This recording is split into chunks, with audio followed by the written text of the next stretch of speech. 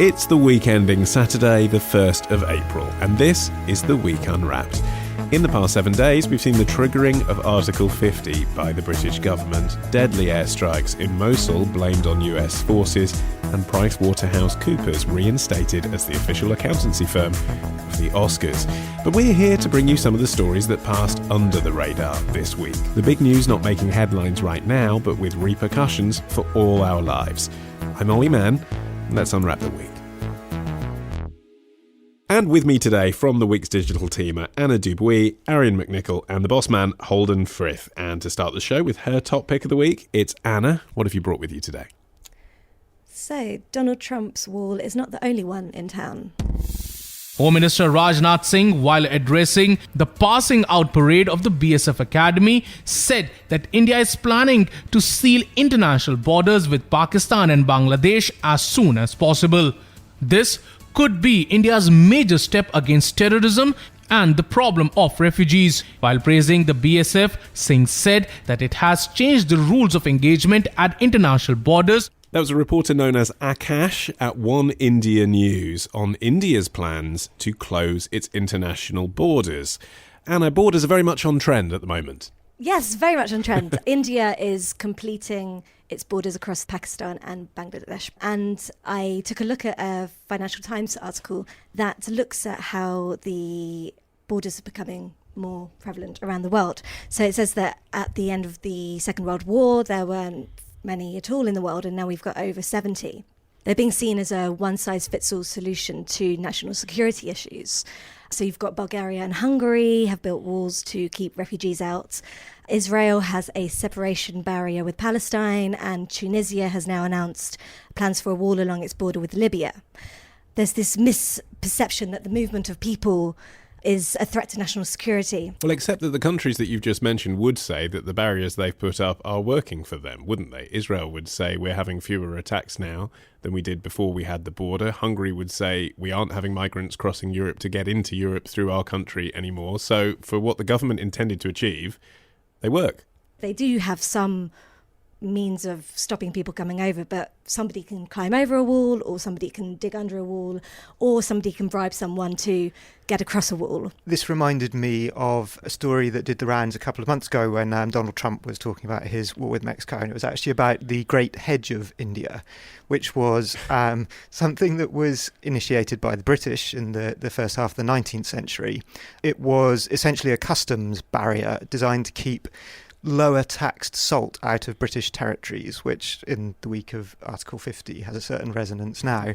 It seems that it started by accident with temporary barriers of thorny branches taking root, and the Victorians, in their sort of half mad, half impressive way, decided then to turn this into a deliberate barrier and set about planting saplings, hiring people to patrol and water this great hedge, which at its height was nearly 2,000 miles long.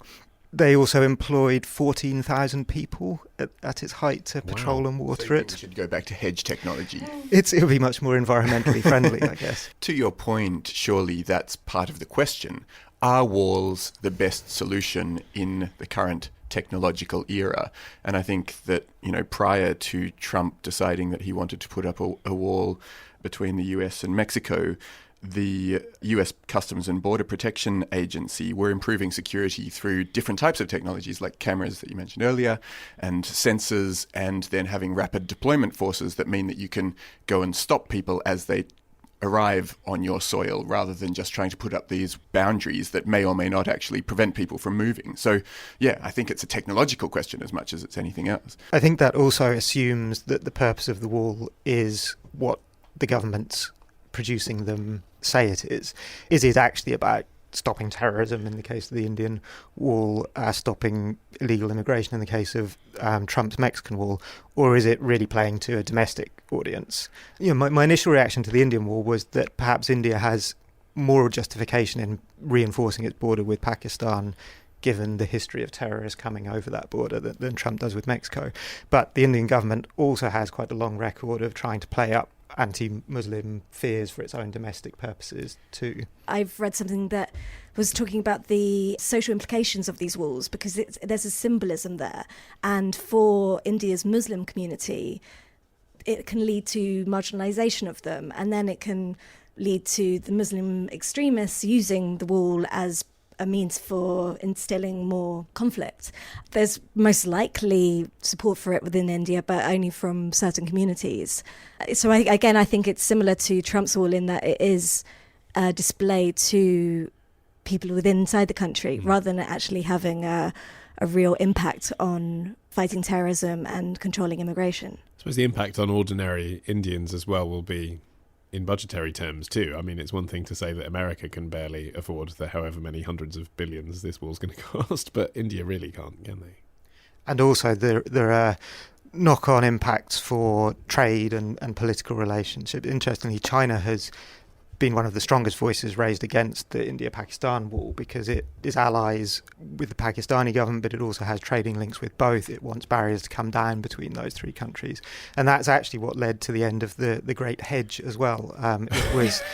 Sorry to keep banging on about the hedge, but it's my favourite story of the week. Usually it is actually from the last 2 centuries ago. It's what makes a podcast different from Question Time. Yeah.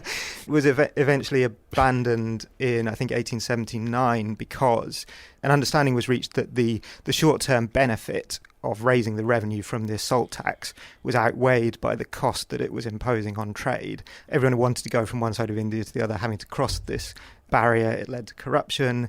And so at that point, the British government sort of tilted towards free trade, reducing barriers, and it seems that now we might be heading back in the other direction. And I think that's the problem with other walls under construction at the moment as well. I mean, yes, you may stop people from coming across the border who you regard as unsavoury, but the cost, the diplomatic cost between the two countries is so profound that there's a real question mark over whether it's going to have ultimately achieved your macro goals or not.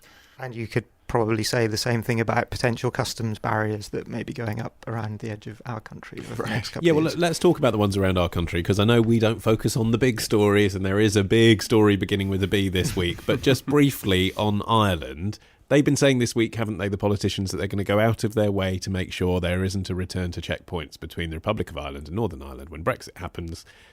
How? I mean, how's that possible? Surely if there isn't one, then we haven't got Brexit. There is one very obvious way that could happen, although it would be politically complicated. Unifying Ireland. Exactly that. Well, yes. And the British government more than complicated, one might say. The British government did actually confirm this week that if Northern Ireland joined the Republic, it would automatically then become a member of the EU. There would be no sort of second-class status of Northern Ireland there. This is not going to be of great comfort to the Ulster Unionists, the DUP, but the last elections that Northern Ireland had, there was a tilting of power towards Sinn Féin. It seems that post-Brexit, even a lot of unionists were applying for Irish passports, which would have been unthinkable 15, 20 years ago. So the Sun on Wednesday projected onto the White Cliffs of Dover something like "We're off" as their big goodbye Brexit message. It was a real symbolic thing of the borders, on how strongly this whole nationalist sentiment has really made people so aware of where our country ends. Yeah, people do think about the border to Britain being the White Cliffs of Dover. But of course there is a tunnel and there is a border in Calais. Right. Whether there's going to be tolls and all that, I don't think anyone's really considered. Build a great hedge. That's my answer. A hedge is the way. Arian, you're next. What do you think this week will be remembered for? So there's a warning this week that we're heading towards a world without retirement, which presumably also means a world without golf.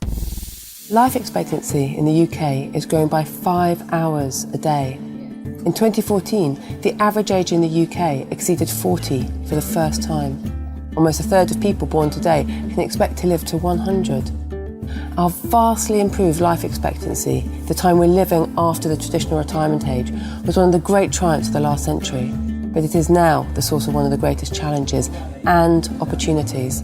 The Guardian's Amelia Hill there on our ageing population. Now, they at The Guardian have been running a whole series of pieces about this issue called The New Retirement. Well worth reading, actually. You can find them all at theguardian.com. Arian, we've known for a long time that it's going to be a problem, our ageing population. What have Amelia's articles told us that we didn't already know? Yeah, so her Articles came to their culmination this week, and the final article had this slightly alarmist conclusion that retirement as we know it is falling into a sinkhole. So as she sees it, the combination of increased life expectancy, poor pension planning by a series of successive governments, and then our own individual inability to save money have all contributed to this growing crisis. And the reports actually tie into a couple of actual news items, which was that over the last couple of weeks, 2 reviews have come back, one from the government and one from the CBI boss, John Cridland, which have been looking into the issue of retirement. According to their recommendations, retirement age over the next 40 years or so is going to increase massively.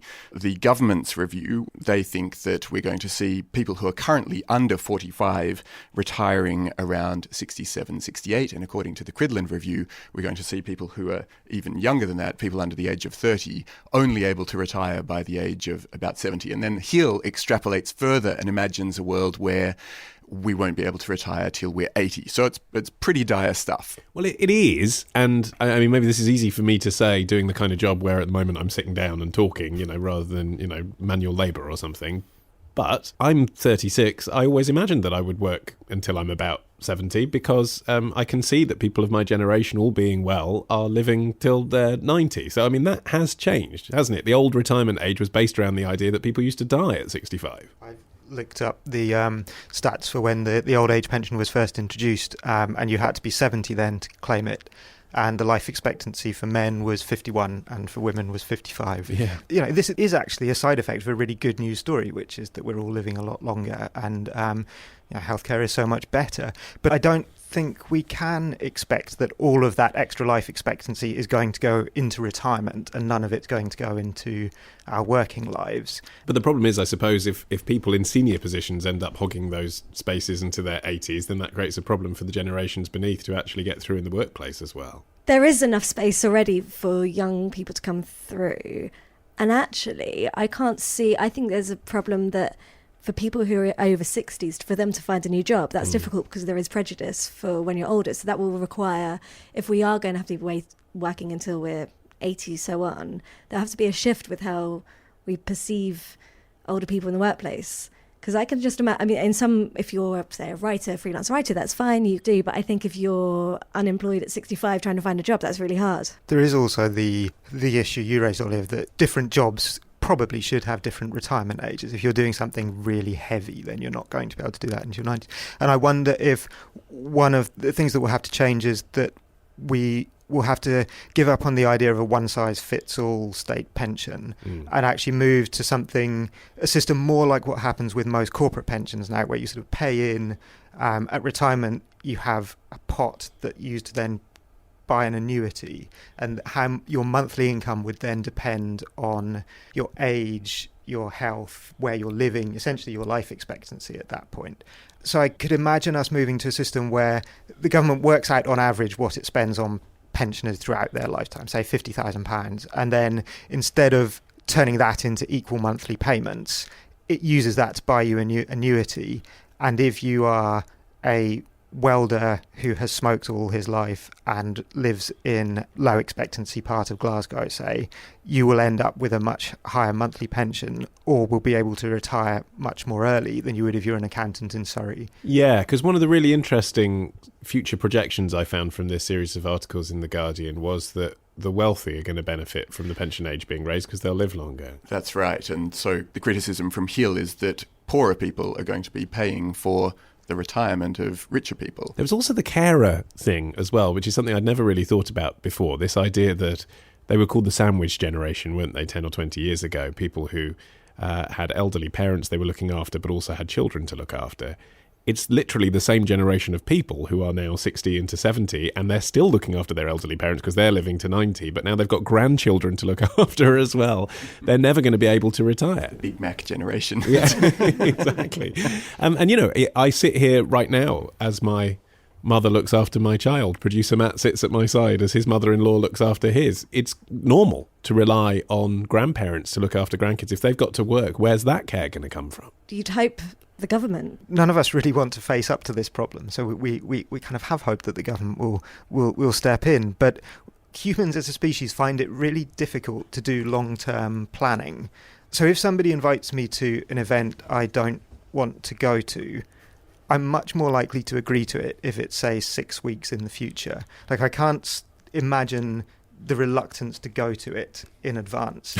And I'm also 36, and I can't summon up enough dread of being 76 and poor that I will not go on holiday this summer and put the money into a pension instead. It just seems too far off. One of the people interviewed in the Guardian report, she was 19 and she was already putting money aside for her pension. I was like, and me, I'm just like, live a little, but maybe that's right. That's what we should be doing. She'll be the one who's smiling in 50 years' time.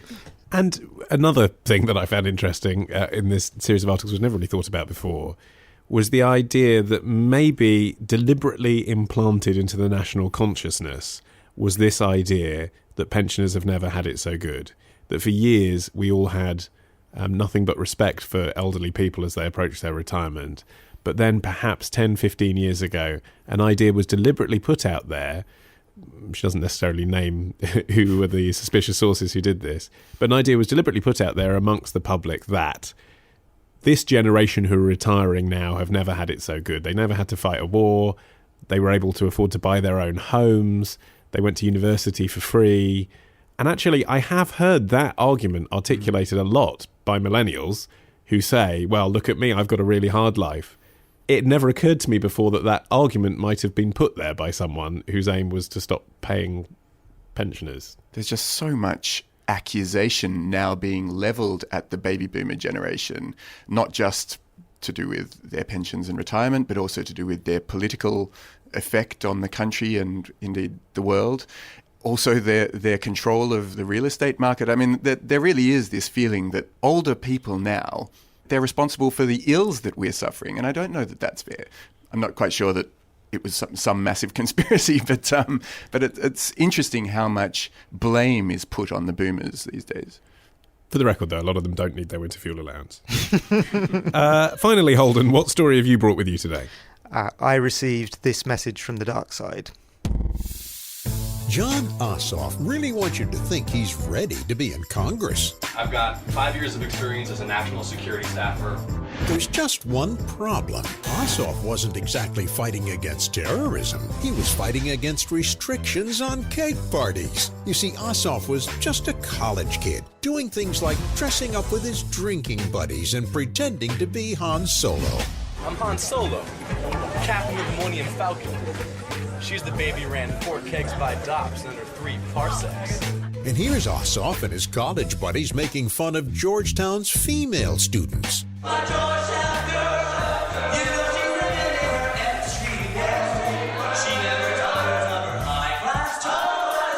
John Ossoff, not honest, not serious, not ready. Sorry, Johnny, but the truth strikes back. Congressional Leadership Fund is responsible for the content of this advertising. Wow. That was an attack ad that ran this week on local television in Georgia, paid for by the CLF Super PAC. So, Holden, John Ossoff, he drank when he was at university. He dressed up as a character from Star Wars, and he once sang a bawdy song. Shocking, isn't it? He is not fit to be in government. Is that all they've got on him? They actually claim that there's more coming, but so far that is all they've released. And maybe he once looked at pornography. So this is, I think, something we're bound to see a lot more of as the next generation of politicians come through. We're starting to get to the stage where prospective MPs, congressmen, grew up with social media. So they've left a trail of opinions, photographs, Tinder profiles. And videos of them on YouTube dressed as Han Solo. Yes. Yeah. And not only from their own profiles either. That's another point. There's other people's Facebook profiles will have pictures of them. So there's going to be this kind of great scouring of social media for anything they can find. The fact that this is all they've managed to find on John Ossoff suggests he may actually be the most squeaky candidate, candidate who ever existed. But basically that video tells you he went to university. That's usually quite a valuable qualification. I'm shocked how little has changed since I was at university. It was identical. But I think that actually is one potential consequence of this, is that we will end up with the most dull bloodless candidates coming forward, and that anyone who does feel they have anything sort of remotely compromising will just sort of shun politics altogether. Or the alternative, and maybe we'll just all be inured to the idea of what used to be regarded as scandal being scandalous. And I think that could be the positive upshot of all of this, that there will be no skeletons in any closets, and so we'll all just, accept people with all of their flaws. Oh, come on. No. If this was a Clinton-style attack ad, in other words, if he was a married candidate and someone had evidence that he cheated on his wife, there would be those who would say, well, I'm liberal and that's not a problem for me, but it would still be a problem for some Republican voters. The issue here is they haven't managed to find any dirt on him. There was another US political candidate this week who I think he's running to be governor of Arizona.